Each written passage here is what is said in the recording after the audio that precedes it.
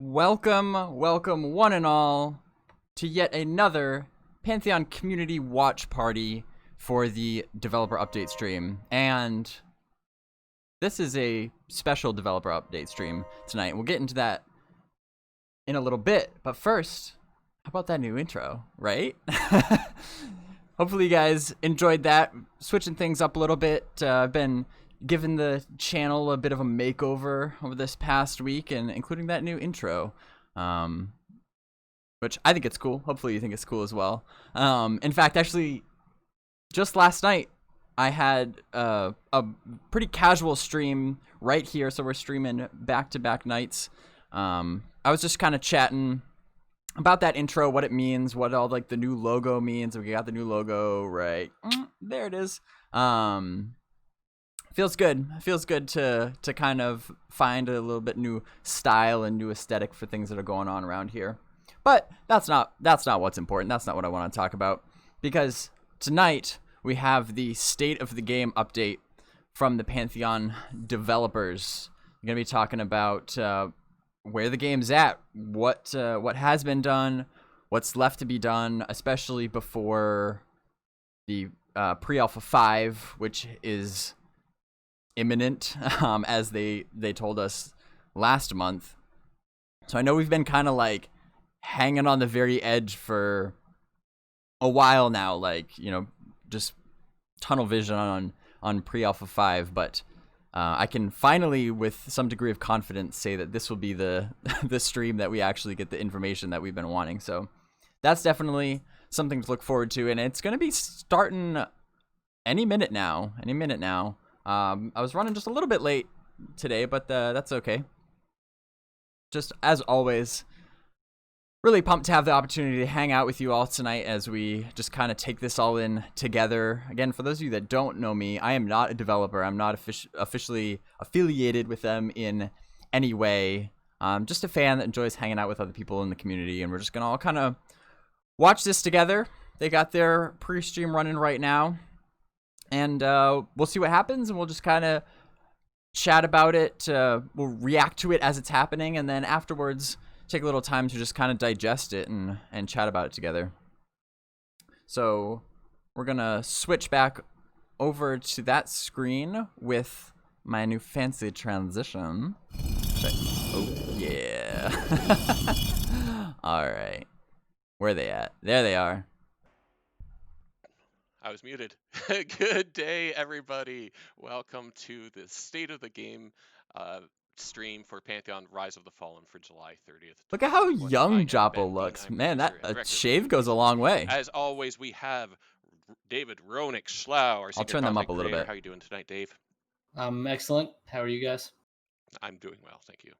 And this show would not be complete if we didn't have Chris Joppa Perkins with us. Hey, Chris. Hey, everybody. Excited to be here. We're excited to have you. Such a rare privilege to have you. So today, what we're going to do is we're going to talk a little bit about the state of the game and a few things about what you're anticipating at the pre-alpha 5 shakeout. So we've got some bits of information coming there. First off, you'll be glad to know that next week we will be announcing the actual date of pre-alpha 5 shakeout. So expect to see that announcement coming out. Shortly after that, we'll be sending out, for those of you qualified, for those of you with a VIP package, we'll be sending out an email. He's a little quiet. There's not much I can do about that, because Joppa's really loud. Slots of play slots that you want to join in on. Now, in terms of the game, the build is near complete. So once the build is complete, then we're going to do a little bit of internal bug testing and squashing, or I should say testing and then bug squashing. We're going to focus on the major showstoppers first. But so anyway, all of this is happening over the next couple of weeks. So you should be able to get in game fairly soon. Now, I just want to reiterate what PA5 Shakeout is. Now, it's considered as a warm-up weekend. So it's going to be a lot of load testing and making sure that, you know, everything isn't collapsing, smoke and sanity, making sure that we don't start any fires or set off any nukes or anything like that. And only certain features are going to be turned on for the Shakeout. So the full feature list of pre-Alpha 5 proper isn't necessarily going to be available on Shakeout, but you'll still get a chance to get in there and see what's going on. Try out that Pantheon that you love so much. But again, don't confuse it with PA5 proper. It is, a shorter term, and then the longer term, more open play sessions will be coming later. But for now, let's talk a little bit about the features of what you can expect in pre-Alpha 5 Shakeout. So, Chris, I understand we have 2 classes available in pre-Alpha 5 Shakeout. Is that correct? Yes, so we're going to have 2 classes online for the Shakeout. It's going to be the Dire Lord and the Shaman. There's a reason for that, and there's going to be a lot that we're focusing with those 2 classes in particular. But as Ben just said, after the Shakeout, we'll then move into the more focused and deeper pre-Alpha 5 sessions as we work our way towards the kind of the grand open play sessions, and you will see us bringing more and more of the classes online during that period. But to start with, we're going to start with those 2 to keep it very tight and focused, and we will bring more online from there. And these they'll have. Go sorry, ahead. I was going to say, in MCP, they'll have a large arsenal of their spell abilities Complete and arsenal. Yeah, complete arsenal. That's one of the prerequisites and one of the points of the class play and the testing is to make sure that the classes are able to be tested with their full kits. And then as we bring more and more online, introducing not only those new kits, but then also the class play with all the classes together. So doing that in a more controlled, measured way to get the data that we need in the sequence that we need, and growing it from there. And then during the rest of the pre-alpha, we'll have more classes coming in. Mm-hmm. Yeah. Yeah, that comes during pre-Alpha 5 proper. Yeah. Shakeout is a very short time, like it's only a couple days, so we can't get all of them in there for that time. It just wouldn't make sense. We wouldn't have time to test them all. All right. What else have we have? Oh, we've got climbing coming in.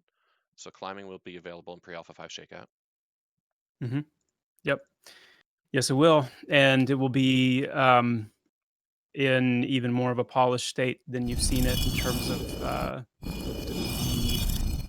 mesh, kind of the awareness of the system to the different meshes that you're climbing on. When you're making a full form climbing system, you have to make sure that the large variety of shapes and meshes and ledges and whatnot are detectable by the system. And so we've made some really nice improvements there.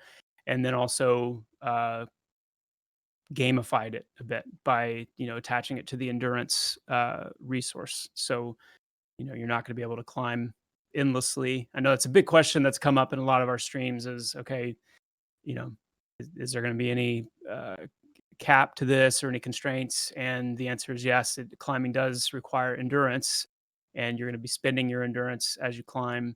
And so our testers will get to experience the climbing system and then also experience it more as it's meant to be experienced, which is tied to a resource, and then able to improve that resource to through improving the climbing skill and whatnot. And that'll be in the Shakeout? That'll be in the Shakeout, yeah. But I mean, you'll have much more time to actually get your hands on, experience it as we move into PA5 proper after the Shakeout. Got it. A lot of the work that's being done is focused around the combat system. Combat is sort of the bread and butter, the heart of any MMO, arguably, but it's what you do a lot of. Now, we've done some major work on the combat. We've touched a lot of the abilities. We've put in a new ability system that just kind of works smoother and nicer. Chris, they get to try out the new ability system. Mm-hmm. Correct. Yep. So, like we said, these classes are coming in their complete state. That's important to say because in the prior pre-alpha sessions, the classes were relatively incomplete. There were some key abilities and some things that were just kind of in a fledgling state. And so it's really important to say that as we move into pre-alpha 5, one of the key things, our focus is on the gameplay loop and progression, and not only how the different game systems feel and work independently, but how it all flows together, the symphony of the game, the entire experience. And so a big part of that is making sure that the classes function properly and have their full kits available to them. And so that includes all the different abilities. It also includes the mastery with the abilities, and so the different mastery upgrades that you can give for each ability. So you'll really be able to get a good sense of how the classes, not only what all they have available to them, but how they grow and mature as you grow and level and acquire your full kit. And that's not to leave out perception storylines, perception in general, along with quests. I know the team's been working hard there. Mm-hmm. Yep. Again, with perception and quests, or as we would say, the tasks, where part of interacting with NPCs is going to be getting to know them, having conversations. Certain NPCs will have various tasks for you to do, which are going to be tied into the faction system largely.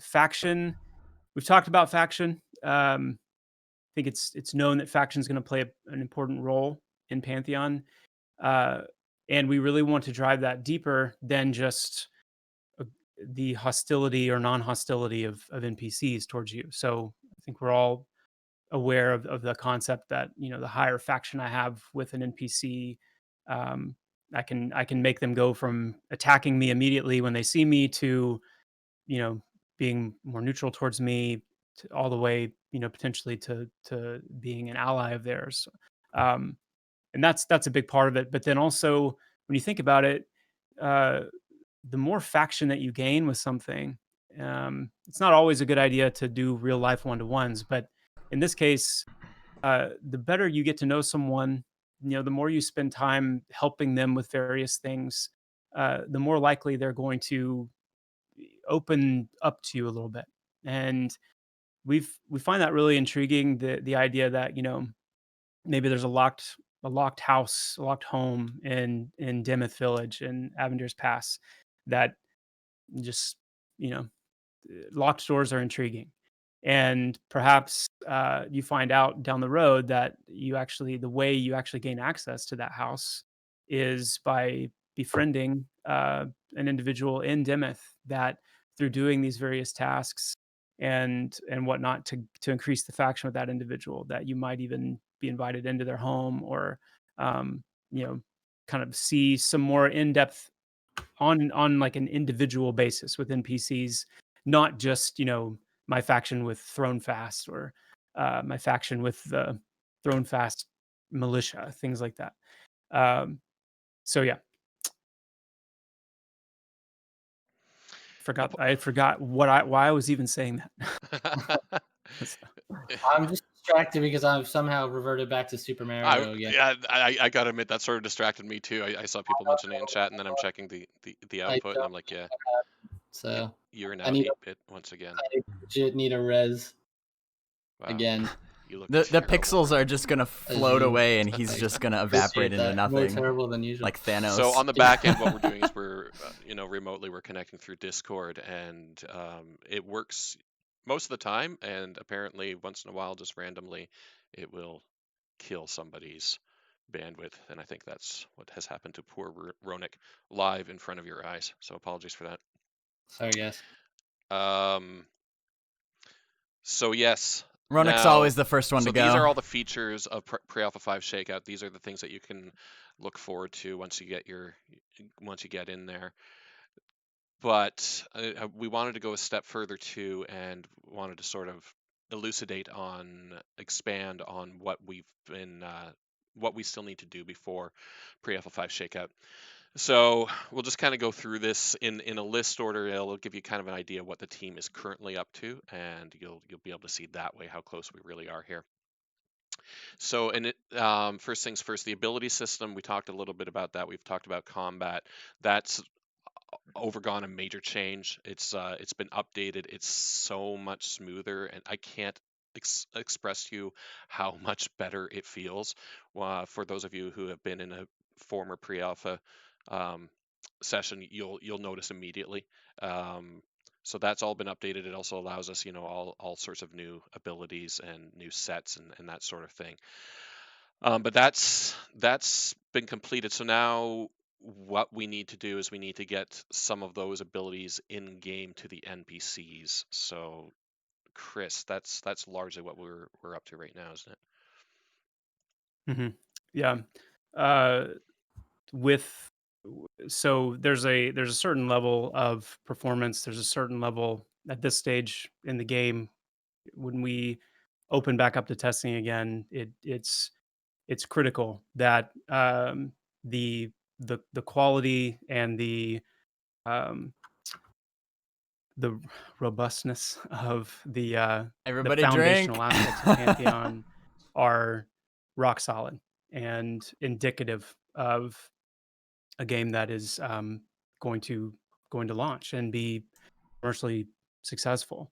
And so in the work that we've done to chase that down to the very root and make sure that from responsiveness, timing, clarity of information, the actual functionality of these abilities, um, down into their super nuanced effects and combinations of effects and things like that, that all those things are working and working as we would expect, meaning very tightly, very consistently, and that also needing to be applied to the NPC portion as well. So all the NPC abilities, the timing of the NPC abilities, the the understanding of NPCs towards each other within this new ability system and its architecture is part of that. We're coming down to the end of that process, and the goal is not to make things perfect, because obviously that's what testing is really focused on, but we want to make our testing, when we do that again, we want to make it as meaningful and as helpful uh, as we can. And so the more of those things that we have the way they're intended to be and functioning properly, then the better in terms of just the speed at which we can finish this game. And there's a bunch of new animations, right, coming in for at least for the player characters. Yeah, and that will continue. I mean, some of these things we're talking about PA5 Shakeout largely right now. Once we get to that shakeout point, then you can expect on the pre-alpha forums. I'm probably going to continue to do those write-ups like I did before, and just kind of give a big rundown on like a lot of the specific things that you can expect to see.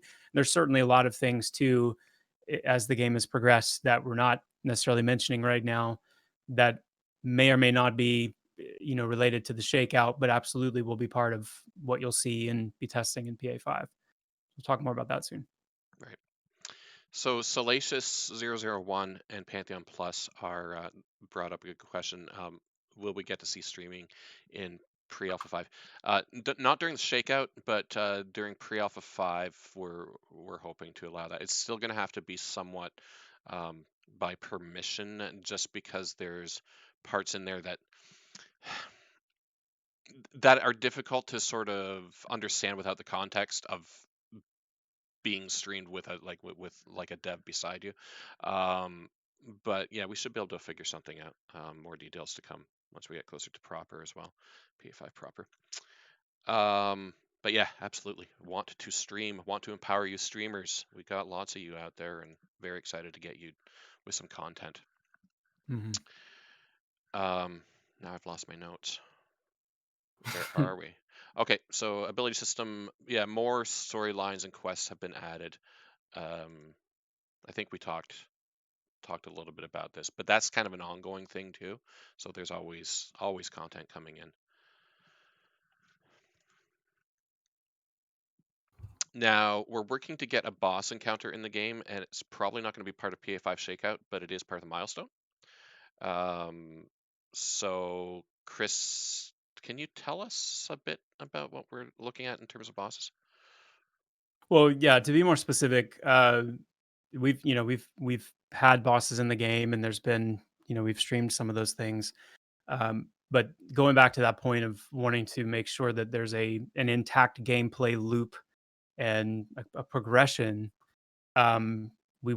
it's going to be very important in pre-alpha 5 that our testers are able to experience more of an organic process of, creating a character and actually moving towards that point where when we talk about this particular boss, this is a raid encounter. This is a boss that is going to require, multiple groups of players at the same time to overcome, and it's going to, be much more challenging than anything that, certainly any of our testers have experienced before. And that's just very key because it's another aspect of the game that we're ready to start testing, ready to start getting feedback on. So um, just a little hint that you've seen some aspects of this boss and this fight in some of our streams more recently, and from those streams you'll know that this is meant to be a very uh, indicative to Pantheon type of fight, because it's not only the boss itself, but it's also the other things that you need to contend with. Most notably the climate and the atmospheres at play in that fight. And so the process not only of doing that fight, testing those mechanics, but then also the progressional aspect of what are the items I actually need, we actually need, what are the ways we actually need to prepare for this, and how are those things woven into the process of leveling and preparing for something like that. So this is obviously further along in pre-alpha 5 as we get more towards those particular focus sessions. And then obviously once we get into the open play, the whole point of open play is to really allow testers to have that progression and experience the gameplay loop, to make sure that everything is fun. That's the word that goes around all the time here. Is this fun? Is this actually enjoyable? Do I really feel afraid?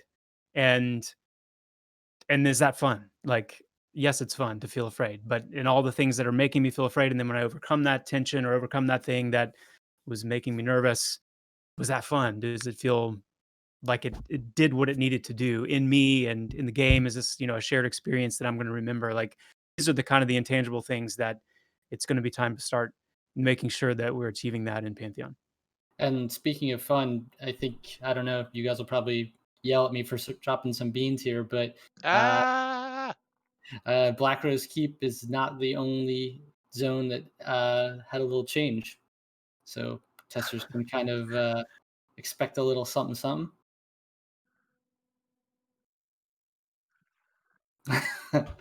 Moving on. Awkward silence. I'm just waiting for the responses. Yeah. What else are we working on? We're continuing an ongoing process as well, is adding the NPC population. That's being done quite rigorously. Chris, can you tell us a bit more about the pop? Well, and it relating to what David was just saying, the more areas that we bring online, the more that those need to be populated with NPCs. And our zones are very large, and there is a lot of population that goes into them.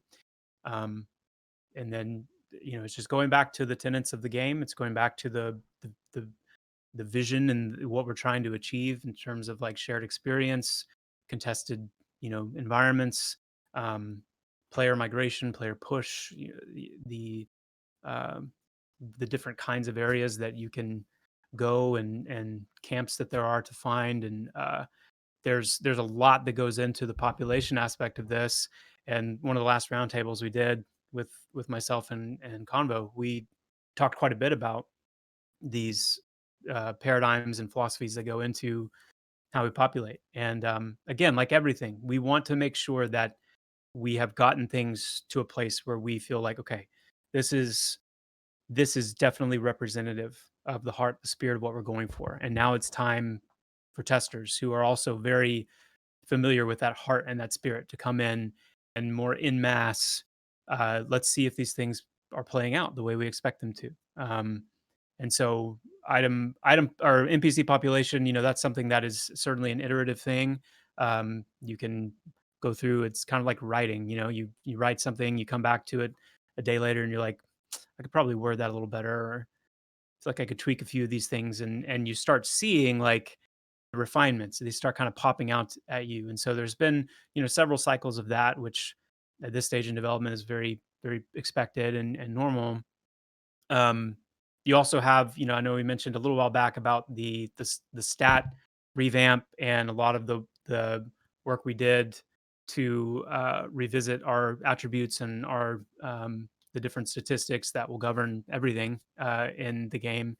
And as those were reworked and that process also, and where be it itemization, NPCs, all of that work, being kind of folded in and extrapolated out to the different spheres and aspects of the game. That's also another, aspect of the population work that has been a big part of what we've been doing. And then the new areas and the new NPCs, the new quests, the new storylines, the new items, all those things. So, yep, it's all part of the big picture. Too long, didn't read. The game's a lot more fun. Pantheon Plus is asking actually a good question, which I totally forget what it was. Oh yeah. So in terms of pre-alpha 5, he's specifically asking about progression. Are we going to be able to feel the progression, to actually experience that kind of progression if we're going in short bursts? So I think you sort of outed yourself a little bit there, Pantheon Plus. For those of you who don't know how previous pre-alphas have played, and for those of you who do, you obviously know, we've only opened up the servers for a few hours at a time to let people play. That is for multiple reasons. One, it gives us manageable data instead of having like swarms and swarms of data to sift through, and two, just in terms of resources, we have a limited staff, and we want to make sure that we get all of the information that we can. So anyway, to circle back to answering your question, pre-alpha 5 shakeout will, again, it won't be like, I think we've already discussed, but it's not going to be a long play session. However, pre-alpha 5 proper, we're discussing the best ways to do that. We do want you guys to have a way to actually experience the game as it's meant to be experienced. Chris talks frequently about the core loop, and when you're experiencing the core loop, you need the time to be able to experience that. So pre-alpha 5 proper will, in all likelihood, be done a little bit differently than we've done the former pre-alpha phases. I just don't have the exact details yet, but those are all very much in discussion over these weeks as we lead up to it. So,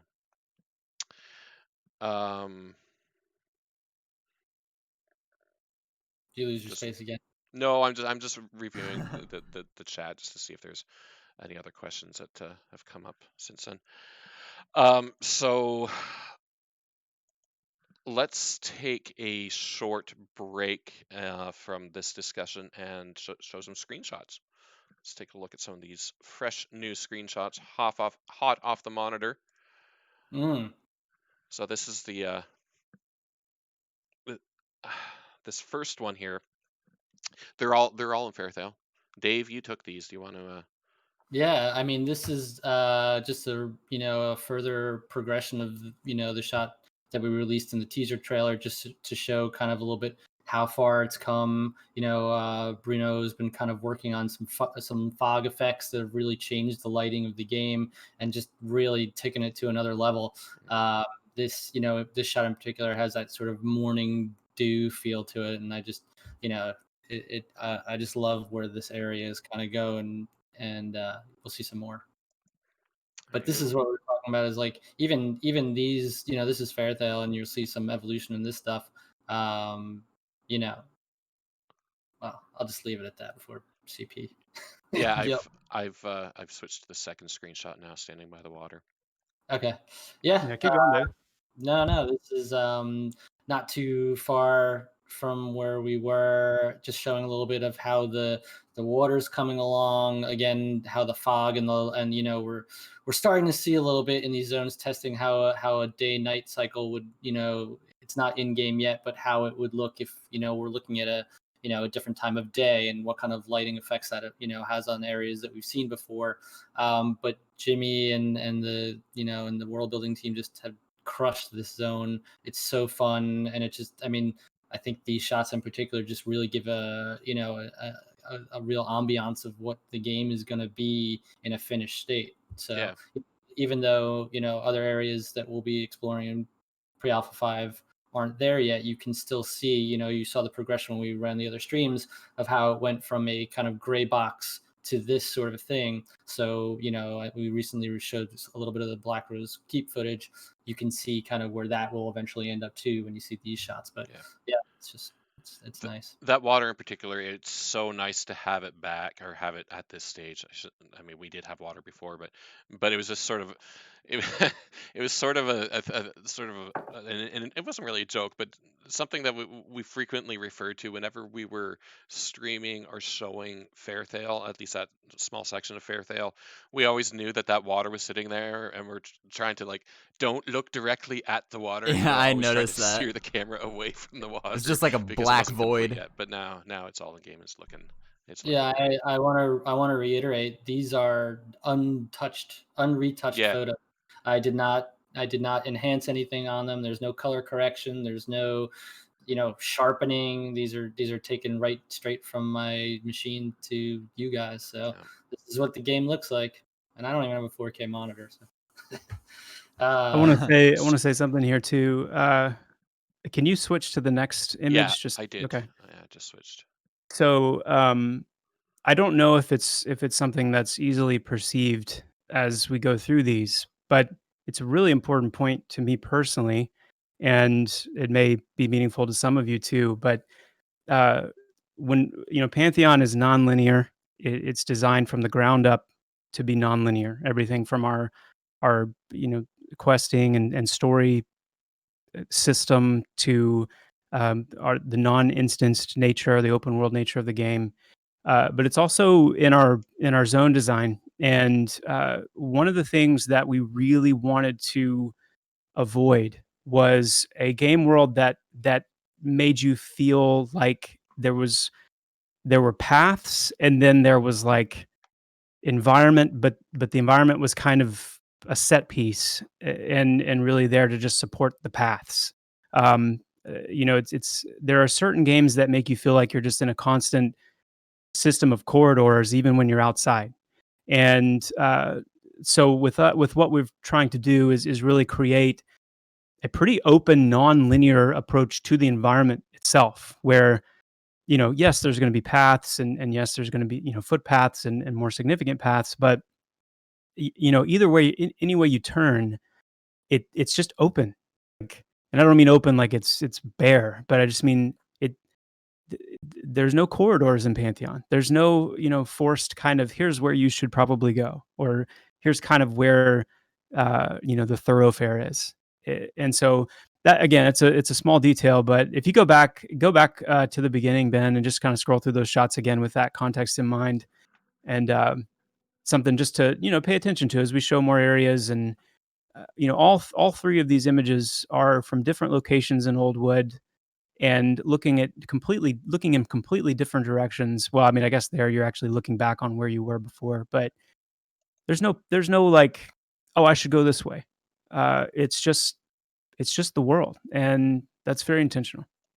And I think it's important also to reiterate as well that, even within the zones where there's no paths and there's, I'm still stumbling upon areas that I didn't even know existed. And there's, that sense of exploration and that we really all loved in MMOs, when you stumble upon a cave, and there's a cave within a cave, like that's coming back, and that exists. And, what you're talking about as far as not being on the rails, I think the team has done an amazing job of bringing that sense of adventure back to the game.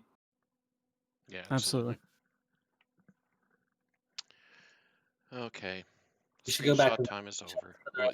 Just so we don't have to look at my Tigi face. I can put a big black block over here or something. Yeah, I'm sure Convo would appreciate that.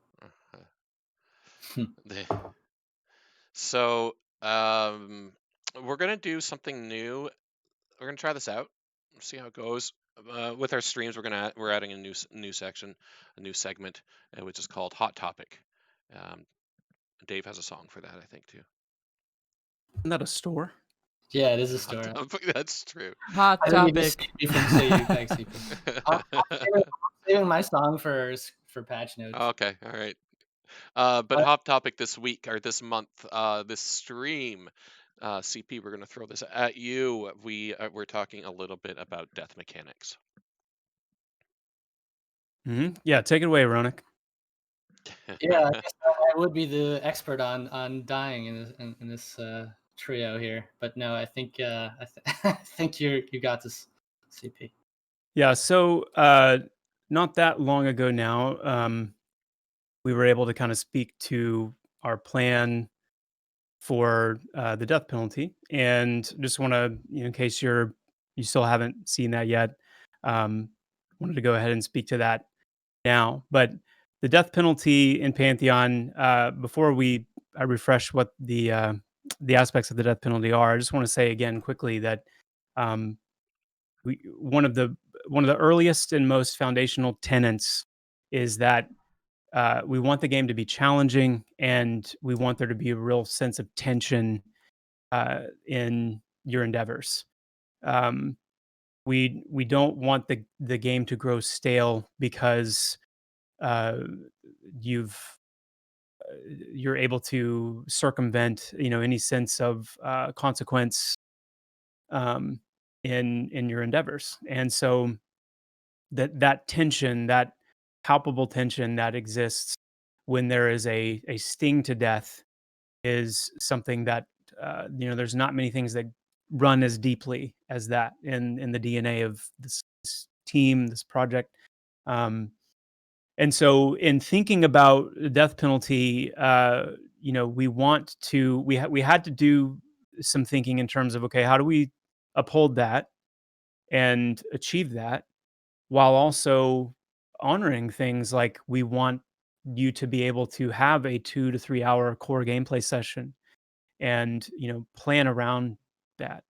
um, Obviously you can play as long as you want, but if we're going to be able to achieve something like that, then that's one additional ingredient we need to hold up to this commitment to a death penalty intention. um, and then also the thing that I think is there's so many things being this early in the game's development. Well, I mean, you know what I mean by that. Like we're still pre-alpha. We haven't, officially reached alpha yet. Um, but we're still at the point where it's hard to understand how challenging Pantheon is going to be. Um, and there's so many facets to that uh, statement. One facet, and the one I have primarily in mind right now, is the way our stats work. We've said for a long time we want stats to be very meaningful. We want each point of an attribute, stamina, strength, intelligence, whatever it is, to feel very significant. What that means is if you don't have any gear on, then you're not going, even if there's a full group of players that don't have any gear on, your ability to actually get back to where you died is going to be nigh impossible, uh, because of how significant the gear that you wear is. And so when thinking about, one of the big questions that's come up is why no naked corpse runs? Why, if you want death to be punishing, then, you should respawn with nothing and have to figure out how to get back. And yeah, I understand. I've been the recipient many times, even recently, on going back to P99 Green, like, of needing to find a rogue to drag a corpse, and it's a thing. Um, but again, Pantheon is not the same game. Will corpse dragging be in Pantheon? Yes. Will rogues, because of their tool set, be able to do some of that? Sure. But not as easily and not as in a guaranteed way. It's going to take a very skilled rogue to be able to do something like that, just by the nature of the way the stealth system works. And then you add on several other factors to that. So we're making a death penalty that actually has our game in mind. And part of what the trust that needs to be extended to a degree in these decisions, obviously these things will become easier once people are able to see it and get their hands on it. But we're committed to challenge, we're committed to tension. we're committed to genuine, consequence that leads to such tension. And but we wanted to come up with a death penalty that would accomplish that and still uphold the kind of time frames we're looking for, and also keeping in mind, what it means to truly not have gear on in this game. So with that being said, the way the death penalty is going to work is when you die, you will respawn at your bind spot. And I know there's some questions about, well, what does that mean? Are you able to bind autonomously anywhere you want? Are there certain classes that can, certain classes that can't? Are there locations in the game world that you can attune to as your bind spot?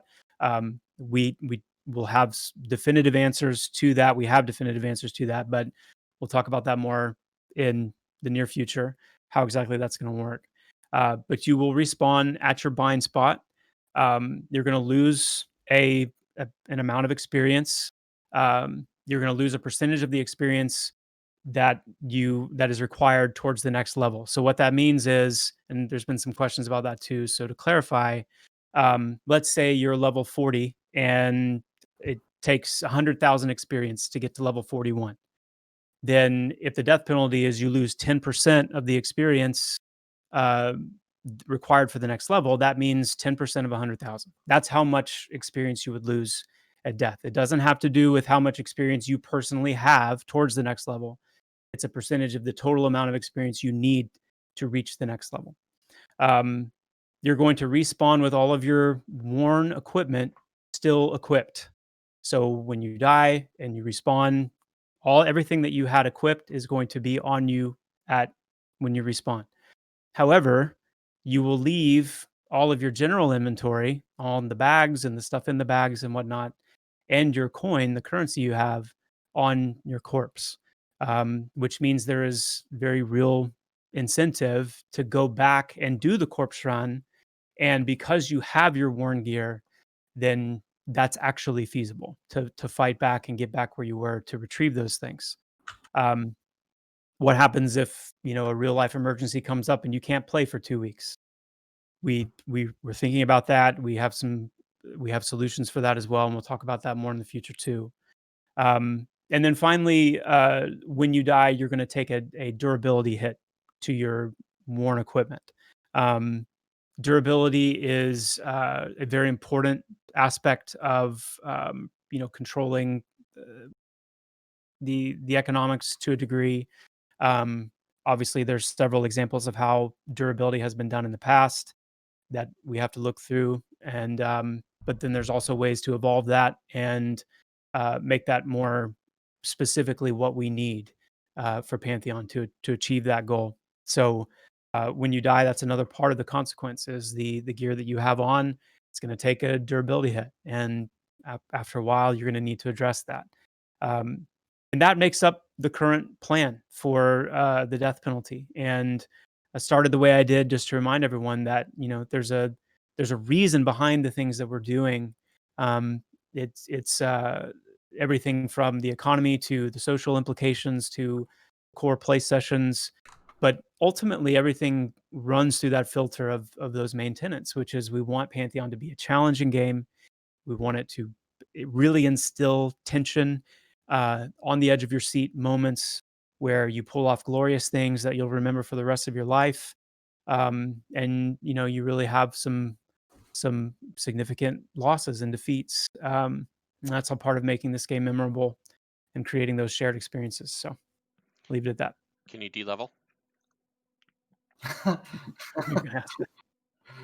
thought I was going to be the one to ask. I'm shocked that you asked that, Ben. I think he must have get in on the bean dropping. So, man, let's say this. We want to implement this in a way that you're going to enjoy it. So let's leave some of that for you to try out and let us know what you think about it. So moving along then, let's go into the patch notes. Dave, you have a song for us? Nathan Napon made an amazing video. We need to get that on here soon. Yeah, they haven't done that already. Patch notes. That was Brilliant. excellent. That Yeah, was it was actually shockingly better. good. That's I- better I- than he's I done don't in the lie. past. I don't think I've ever heard you hit a note like that.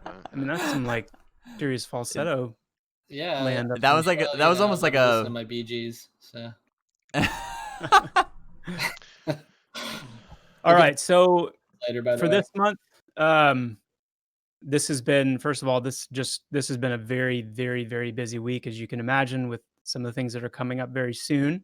So I actually have not had a chance to sit and actually put a list together. So I'm doing this more in real time.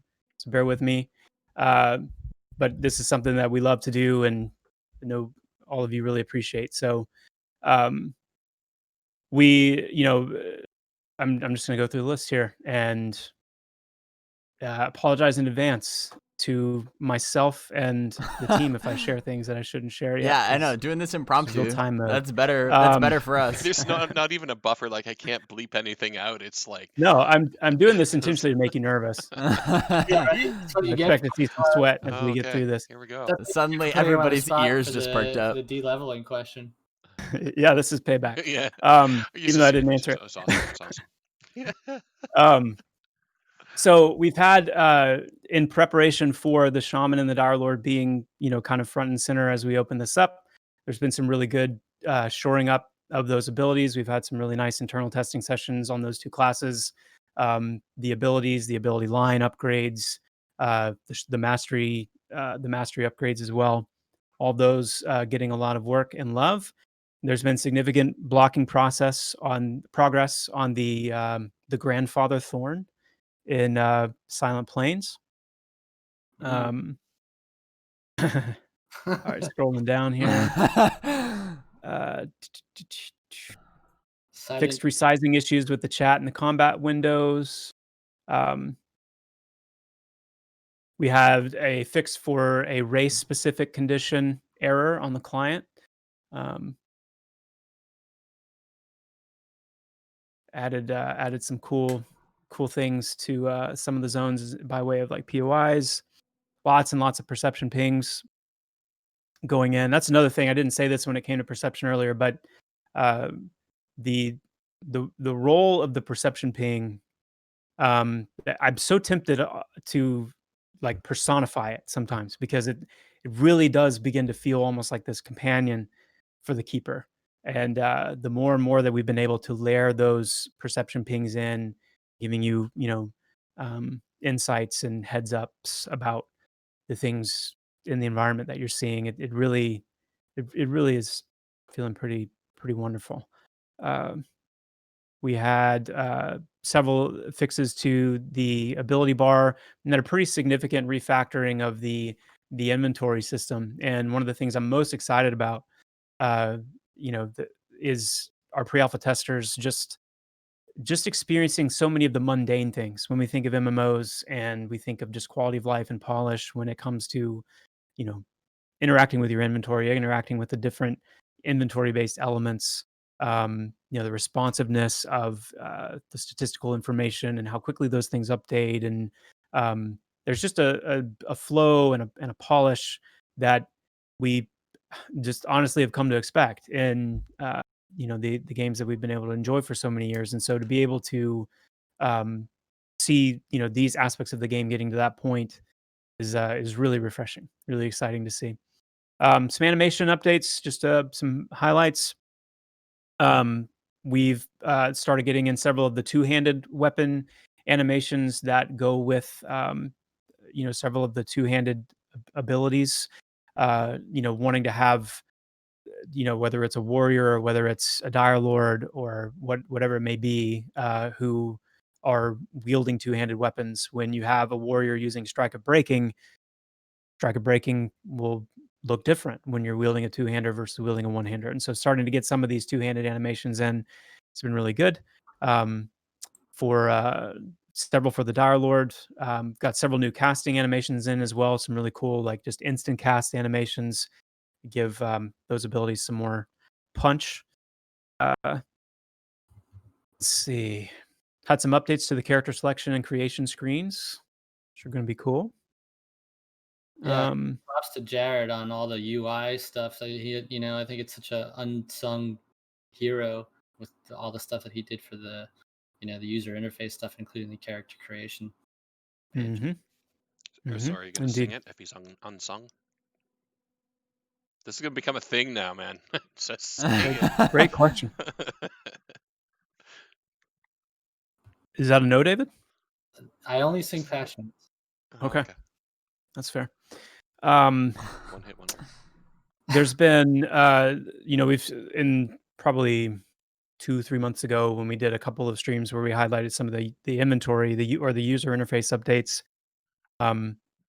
Really, really happy with where all the user interface elements have gotten at this point, and just kind of the coverage and also the normalization. UI is all about consistency and clarity, and so whether it's like font sizes, font types, just a lot of good normalization across the board to get those in shape. Lots more blocking when it comes to silent planes and some of these other areas that been worked on. Spoiler. We're working on silent planes. I don't think they knew that. No, we did. We did. Did they? Maybe they did. Did you say something? Nope. Moving on. Real time. Oh, sorry. This question keeps coming up. I'm just going to answer it now. While you find your place in your notes here, in terms of the website, we're nearly there. I know I said that a little while ago, but we really are. We ended up going a bit deeper than we initially planned, but for good reason. Like we found some really cool things that we wanted to put in there. So yeah, it's going to be really, really soon. So it is coming. Fret not, it will be here, and it looks fantastic. Yeah, that's going to be a good time. Time. Another significant win this month was getting in the I think we hinted on this when we did the big perception system stream where we showed the storyline mechanics and kind of walked through that storyline. I think we discussed then that some of the functionality that we showed in that stream was representative, and that when it came to clicking the root or came to clicking the mushrooms, we actually went in and hand placed like a trigger on some of them to be able to demo what that would be like. But ultimately, and as with most things that are very iterative, the goal was always to be able to assign those triggers, if you will, to the actual mesh itself. And so instead of having to hand place like an area around each and every root or a subset of roots, now on the actual like mesh itself, the 3D object itself, we can apply a script that allows that entire mesh to be selectable. So whether you are hovering over the bottom or the top or anywhere on it, and even with some buffer we don't want pixel hunting. And we read a lot of that after that stream that it's just going to be me 10 inches away from my screen, just like trying to get. That's not at all what we want. We want you to use your imagination, use your creativity, use some critical thinking here and there, but not to the degree that you're literally giving up on the whole experience because you can't find it. If there's something to find, then we want it to be very easily findable once you've gotten to the point where you're able to find it. Another thing about the perception system is, there are several aspects and abilities that keepers have that we've just simply not shown yet and highlighted yet that contribute to their ability to discover things. One ability in particular that allows them to kind of see through the veil, if you will, that is part of how they're going to be able to uncover some of these things, which also is along the lines of not any interest in anyone pixel hunting, but using these iconic abilities that keepers will have to do those activities. Lots of nice updates, fixes, and just general polish on the visual effect system, the audio systems. Just back when we did the animation stream where we talked about synchronizing like the movements and the strikes and the numbers and that data animation VFX audio layer. We highlighted then mainly the data and the animation layer, and then just ongoing from there. Lots of work being done on the sound effects, the visual effects, to make all of those aspects come together harmoniously. And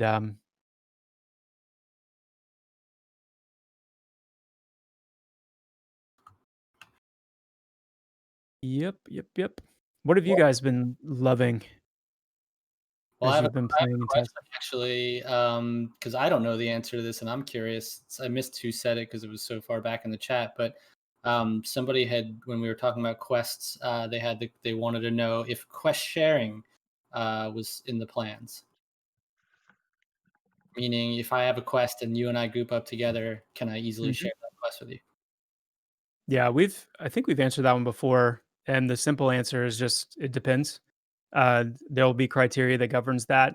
Are there any prerequisites to the quest? You don't want anyone to leapfrog over the quest process, but if it's a fresh task and someone else joins your group and they don't have it, then yeah, absolutely. Okay, folks, we have a few more minutes for any more questions and answers, and then we'll wrap her up. You're just trying to get out from me sharing something I shouldn't share here, aren't you? Hustle it along. Was there anything big or that you left out? Feel free. We have a few minutes of muted audio that you can stare at our faces for the next Yeah. 6 minutes. Enjoy. Just going back on the new website, I see those questions are still coming up. So we said this last time too, but the forums, I know you guys want new forums. It's not going to be in this first phase of the new website, although we are trying to prettify it a little bit, so it should at least be a bit more user friendly for you. In the meantime, let's do a written patch notes things that we can put out later, so we can get to some Q&A. Yeah. Okay. Hopefully we can get that up on the site soon. All that good stuff get up there. That's the great thing about the new website, is just news is so easy to post. So yeah. And then also, Ben, I think it's with the website coming in multiple phases, the lore stuff, all the signature characters, the map, all that stuff, that'll be in phase 2 also. Yeah, the reason being for that, we're really doing this push for pre-alpha 5 shakeout and pre-alpha 5 proper, and it just didn't. We want to do a good job when we deliver the lore, and we just didn't want to take a lot of our lore writers' time with it, given that they're in there right now writing quests and implementing quests and storylines and stuff. So it didn't make too much sense to use up those resources right now. But yeah, we'll have the lore and story and all of that cool stuff coming. We talked too recently about making that more of a recurring part of just our streaming, where we can highlight, specific aspects of the lore of the game world. We've mentioned Silent Plains multiple times in the stream. Might as well mention it again. But there's just such amazing, moments in historical, people, places, and things that occurred there, and so much so that there's a amazingly large narrative to tell there, but there's all of these little specific things that would be wonderful to just do a short highlight on. And so yeah, that's something I know we're gonna talk about that more and figure out how to do that. And shameless plug, but Justin J.N. Gerhardt will be on the developer roundtable tomorrow for the VIPs, which will release later on. So he'll have some good answers and some good lore tidbits tomorrow. Questions. Let's do questions. What questions we got? Now I got to go back and scroll. My chat has been really strange. So, they want. Okay, you're not gonna love this one either, but I'm gonna ask it anyway. They want to know when Fragile Hacks wants to know when we're gonna see racial actives. Yeah. It's a good question. That's a good question. I know that we had said we were going to have those at the beginning of the year, or towards the beginning of the year, and it just continually is not. It's not. What's the best way to put it? there's a way that we like to do significant reveals like that. And there's kind of a fullness and a finality in terms of like how it is presented, and making sure that it's cohesive and full and final. And with everything that we've been doing to get ready for testing, there's just not been an opportunity to set that aside and do that justice and really do that fully. And so it's important, and it's something that we want to get out there. And it's something like at the beginning of each week, I'm like, okay, I really need to, put the wheel in motion to just get that done, especially if done in the sense of like getting it, kind of ready to be handed off to the rest of the team to put together, as far as like the art and the different things that we want to do, getting it ready for the website. It just hasn't been the right time for that to be priority yet. So, but they will have racial actives, and they're coming. Just don't know when yet. Xanafel wants to know, will crafters be able to repair gear damaged from dying? Mm-hmm. Yes, but the manner is something that we'll talk about later. But it's definitely and it's there's definitely a lot of ways to make that really cool. Make that a really cool aspect of the crafting profession, more than just spitting out repair kits and sending people off with repair kits. We'll talk about that more soon. Ladies and gentlemen, thank you so much for joining us tonight. We like to get together with you, and when we like these opportunities when we can get together with you and just chat a little bit, take some of your questions, show you what we've been up to. Just as a reminder, somebody in chat, actually, who was it? I gotta give a shout out because I had a nice little chuckle when you brought it up. Oh, where was it? Toadman Bear. Is Pantheon a crowdfunded game whereby patrons can contribute and become VIPs to participate in upcoming alphas and support the VR team? Toadman Bear, yes. Pantheon is a crowdfunded game whereby patrons can pledge to become VIPs and participate in alphas and upcoming betas. So go on over to pantheonmmo.com, check out the pledge page, see if there's anything that you like in there, and help support the development of this upcoming MMO. Thanks, everybody, for coming. This is Ben Dean, producer, signing off. Oh, am I supposed to sign off? Is that how we do this? That was sight. And crickets. Thanks so much, everybody. We'll see you again real soon. Bye, guys. See you soon. All right. And on that note, we'll switch back over to this one. All right, so there's a few interesting things in there that I would like to just take a little bit of time on my own to review. I was taking notes as usual. I try to write down interesting things as I hear them during the stream so that we can just kind of dig in a little bit deeper. It's hard for me to really say a whole lot during the stream. I don't want to talk over them and prevent you guys from hearing something important. So I just figure let's chat about it a little bit with you folks that stay late, the late night crowd. So the first thing that jumped out to me was there being only 2 classes in the pre-alpha shakeout. That was a little surprising to me. And like, I guess my initial reaction was like, oh, that's kind of sad. But when I thought about it more, it does make a certain amount of sense. For one thing, I think it would be important to kind of review what they've been describing this term shakeout over the past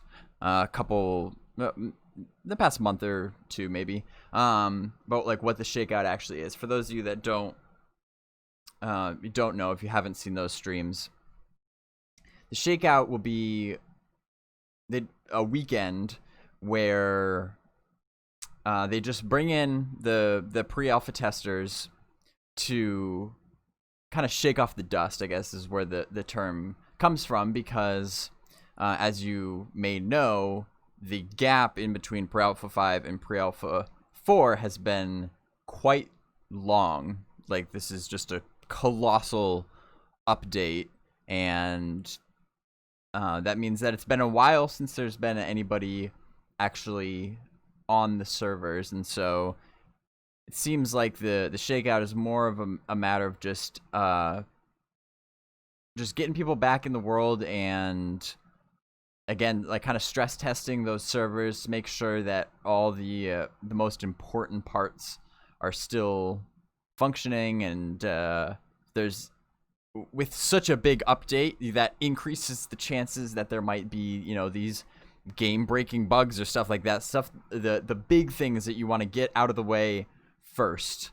And then once that's out of the way, then they can transition into what he was calling pre-alpha 5 proper, which is when you're actually testing the game more as it was meant to be played.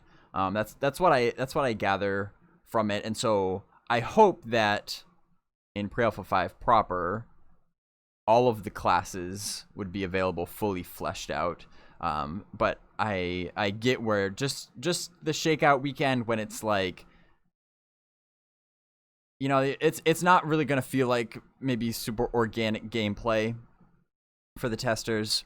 It's more about just, you know, brushing off the rust in the big things where, you know, you might not necessarily be focused on how well this class is performing versus the other one. So I get that in that sense. They're not going to want to be collecting too much data about things that they just don't need at the time. You know, if you have a whole bunch of different people playing a whole bunch of different classes, that increases the amount of variables that you need to take into consideration and stuff. So I can kind of wrap my head around why they might try to minimize the amount of classes. Although, as a side note, Dire Lord and Shaman does sound like an interesting duo combination. Like, if you just had you and just one other friend, and you're gonna try to go short man some content, a Dire Lord and a Shaman would be a pretty interesting combo, because the Dire Lord, of course, is a tanking class, but that can also do pretty decent DPS. And then you have the Shaman class, which is like a support class, a healer class. They can provide the heals, but then also pretty versatile in their own right with DPS and then other things like debuffs and slows and stuff. So just when they mentioned that, I was like, that would be kind of interesting to try sometime. But anyway, yeah,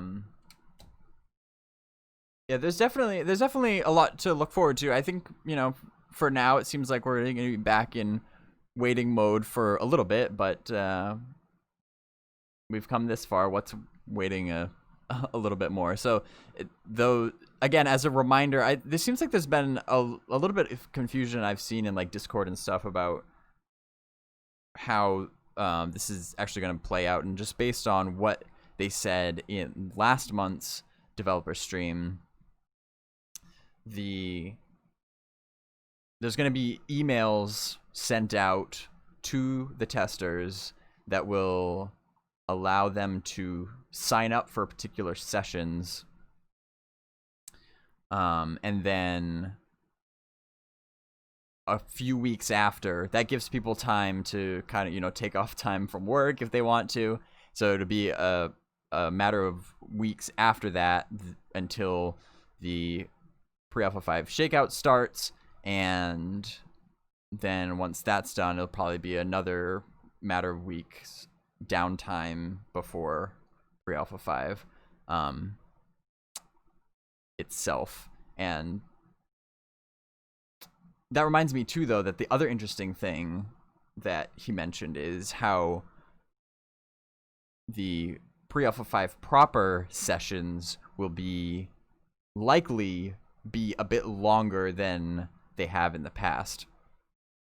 And I should mention too that last month Ben said that they will be making public announcements, so even if you're not on the email list to receive those emails, they'll be kind of keeping everybody else up to date as what stage they're in, what's going on, so that everybody can kind of follow along. Because I think even if you're not actually actively testing, it's still reassuring to know that there is testing going on. You know what I mean? It's still, we're kind of all in the same boat, really. At the end of the day, we all just want the game to be moving forward and to be the best that it can be. And so it's like we're all in it together.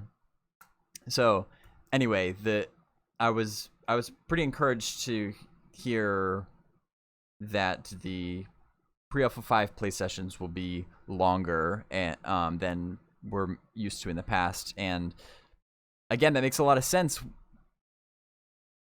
when you take into consideration the sheer size of this update. If there are indeed going to be all the classes in the game, and they are all as fleshed out and complete as the Dire Lord and Shaman are, which they said have complete ability arsenals with all the mastery upgrades and stuff.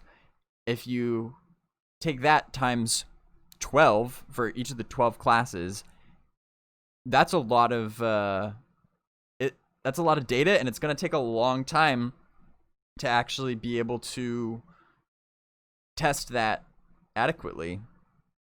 And that's not really the sort of thing that you can do sufficiently in a matter of like 2 or 3 hour play sessions over the course of a weekend. So that was really interesting to me, really, really exciting to me to know that they're getting close to that point where it's can start opening things up a little bit and just kind of letting people roam free and play the game more organically. Again, because in the shakeout, if it's more just like a server stress test and getting the big giant bugs out of the way first, again, that's probably not going to take as long. But when it gets to pre-alpha 5, that gets real interesting. And the zones being revamped, like the Silent Plains, has me intrigued, and what other zones have been improved along the way. There's a lot to think about as Joppa is kind of like reading through those patch notes, and it's like he's just kind of like cherry picking the things that he wants to mention. And it's all I can think about is like, but what isn't he saying? You know what I mean? So overall, not too bad. It seems like things are headed in the right direction. I also just want to talk a little bit about the death penalty. The news that was dropped maybe like a week ago or so. I actually made a brief video about it on my YouTube channel that you can check out, youtube.com/BazgrimTV. It was kind of an impromptu announcement, to say the least, and I was not at all surprised to see Joppa kind of expand on it a little bit in this stream in a much more public forum. But ever since the first announcement, I've been engaging in some interesting conversations with people, other fans in the community and stuff, and talking about what's good about it, what's bad about it, what we don't know about it quite yet. It's hard to really make a complete assessment on it just yet. And I was glad Joppa mentioned that, where there's just so many other factors that go into what actually makes the game challenging, that it's really impossible to just look at the few bullet points that he presented as to what the death penalty will probably be, again, because this is something that gets evolved through testing, etc., etc. It's impossible to just look at it and be like, that's not going to be punishing enough, or that's too punishing. Again, because there's so many other context clues as far as other aspects that make the content actually difficult. The risk and the reward always go hand in hand, and the risk and the punishment. Does the punishment fit the crime? Like, those things always go hand in hand, and so you can't really assess one without the other.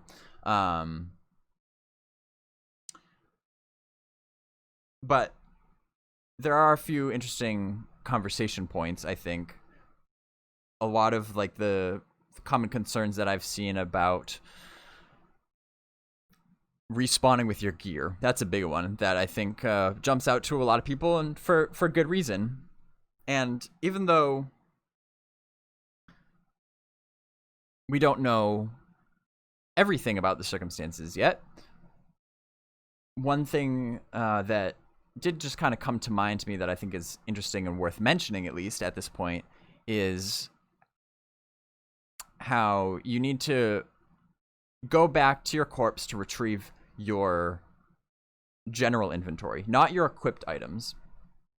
And he explained a little bit why, how you really need your gear to get back to your corpse, because gear is that important. And so it seems like the main driving force to get back to your corpse would be to retrieve everything else that you were carrying that you weren't equipped, everything that's in your backpacks, your money, etc. and stuff. So the question is that enough? Is that going to be enough of an incentive for people to go out of the way and drag their friends to go get their corpse? Like, is that going to be worth it? Obviously, if it has all your gear on it, it's not even a question. You're pretty much forced to go and get your corpse, because the amount of work that you put into getting your gear is just not worth losing. So is your general inventory going to be enough? And I think maybe, because when I was interviewing Joppa about the limited action sets, one thing that he seemed to really be alluding to quite a bit was how potions and other consumables and clickies and things like that will be a very important part of just everyday combat. Like, you'll have, and the reason it came up in that conversation is because in addition to your hotbar of action abilities and utility abilities, you'll have separate hotbars for things like a potion belt, where you be able to have your potions readily accessible, and separate hotbars for things like clickies. And so it seems like that's the sort of thing that you could probably expect to be using when you're in combat. And those are the sorts of things that you're going to be carrying in your bag. And so it's not like you can, with money, if you're being really diligent about running back to the bank, because if you have that sorts of time, and let's say ideally, money is valuable and not something that you want to lose, but it's not really the sort of thing that you always really need when you're adventuring. So you just run back to the bank, drop off your coins, and that way you're not really ever risking losing a whole lot of money. But if clickies and consumables and things like that are a necessary part of combat, you can't drop those off in the bank because you need them as you're fighting. And so you might get caught in a situation where you die and you have those things in your bags, and then the question becomes, is it worth going back to your corpse to get those things? And it's probably going to be pretty situational. Like, how hard was it for you to get those clickies? There might be some clickies or like some artifacts or things that you use to counter atmospheres that you're going to be carrying as you're adventuring, and you're going to be kind of like switching out maybe some situational gear like that. If those items are hard to get, you're probably going to want to go back and get those, even if your corpse is in a hard to find place. But then at the same time, maybe not. Maybe you didn't really have much that was of a whole lot of value, and maybe you can, obtain duplicates relatively easily. I think actually it presents an interesting question to the player, where the other big factor is where is your corpse, and how risky is it going to be to get that corpse back? And so you're kind of gonna have to weigh, like, you don't necessarily have to go back to get your corpse. It's not just this automatic thing where you're just like, gotta go. It's like a chore. Like, you gotta go get your corpse. It's not even a question. At least now it's presenting you with a question. Is it worth it to you? If it's not, because it's in the depths of some super dangerous dungeon and whatever you happen to be carrying in your inventory was just like, I just kind of may have to maybe take the L on this one and just recollect whatever I had on me. But if your corpse is in a place where, maybe within reason you can go back and get it, then you can consider doing that, if depending on the value of the things that you were carrying. So I think that general philosophy of giving the player, at least presenting them with an interesting choice, I think is kind of a cool way to go about it. And then the other thing too about not leaving your main gear on your corpse, that I think could be a plus, is that it might incentivize people less to try to like hoard extra sets of gear. Because let's be honest, I don't remember ever actually, in any game that left your gear on your corpse, I don't remember actually running back with a full group of just naked people to get it. If not, that was very rare. That wasn't the common way of doing that, because any relatively experienced player would realize that you should keep a set of gear in the bank as your like backup gear. When you die, you run to the bank, get your backup gear, and then use that to go collect your corpse, right? But then you always have to have like at least 2 full sets of decent gear, and that has an impact on the economy to a degree, and where people, if there's a desirable item, the smart players are probably going to want to camp out duplicates of that item, and that's not necessarily a good thing. If you've got that item, and you feel the need to get another one just for the rare situations where you might die, your whole group wipes and you need to do a corpse recovery, it seems to me like it might be better to just get your one item and then move on and let somebody else come and get that item, rather than hoarding it. So that's little things like that where it's like there's some potential there. Again, this is all gonna have to be, I'm just kind of talking off the top of my head. This will all have to be tested, of course, but I think there's enough potential for some interesting situations there. So curious what you guys think, though.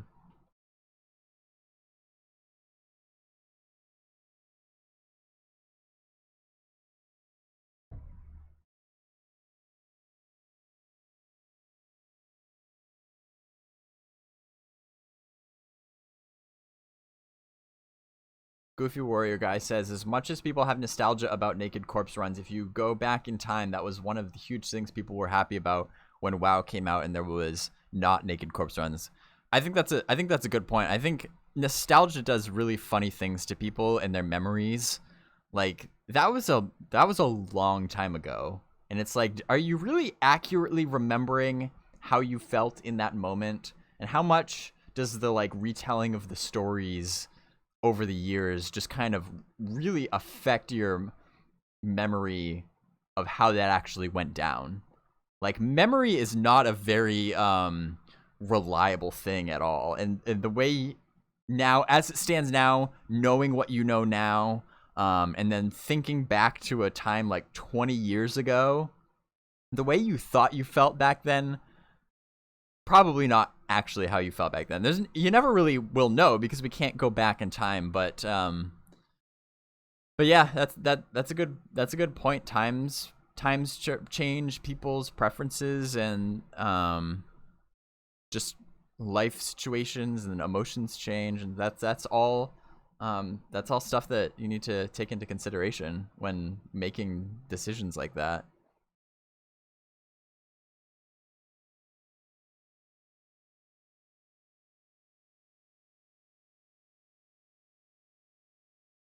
Goofy Warrior Guy says, not to mention losing all your weight reducing bags too. That's a good point. It's not even just the potions and the clickies, but it's also what you're keeping those in. Like, I think it's always fun when there's rare containers and like you actually might be hunting down a particular boss or something, not because it drops gear that you want to wear, but because it drops like a weight reducing bag or a bag that has tons and tons of slots in it and stuff, and where the container itself is what you want. And if those are rare, then yeah, that even if you had nothing in them, but you had some really like rare bags, you might want to go get those.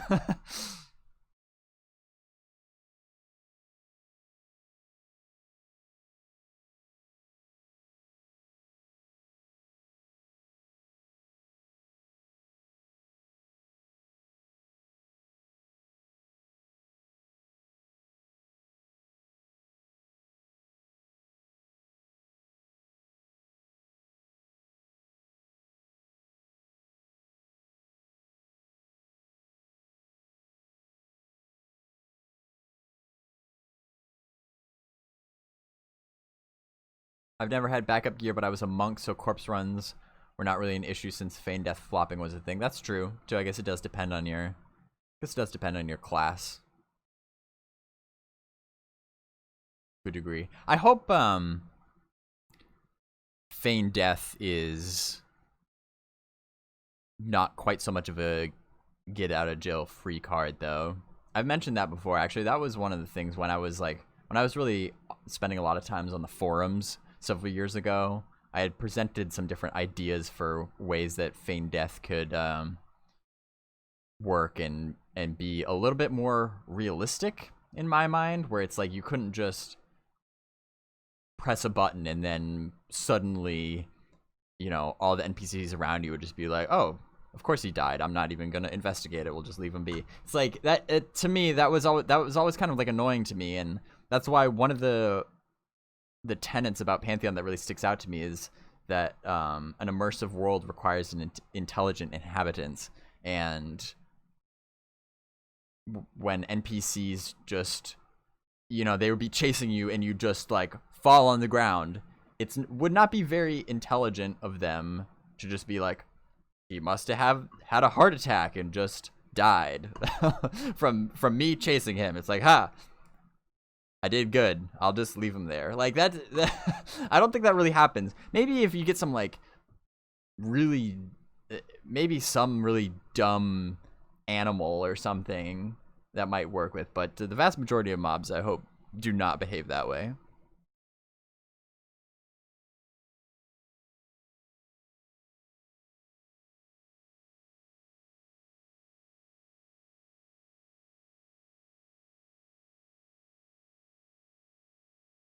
Yeah, that's the other thing. That's the other thing too, is like really trying to get a grasp of how often will you actually have to be doing a corpse run.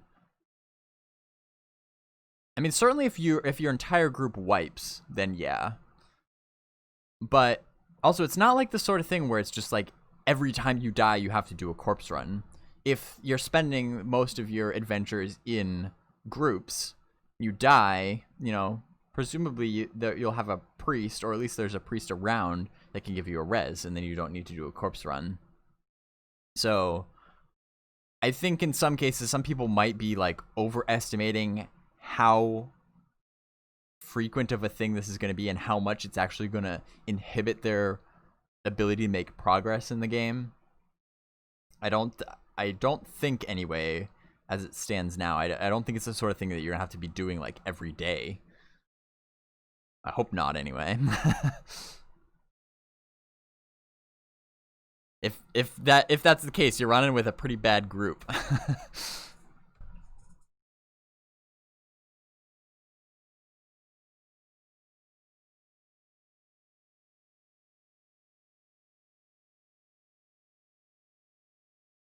But anyway, on that cheery note of death, I am going to head out for tonight.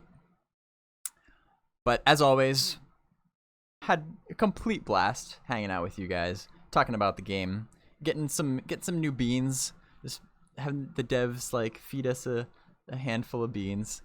It's been good times, and hope to see you guys around on social media, on YouTube. I'm always hanging out like in Discord and stuff. Hopefully be able to chat with you all some more there as we continue to take the next few steps towards hopefully getting into some good stuff with Pre-Alpha 5. So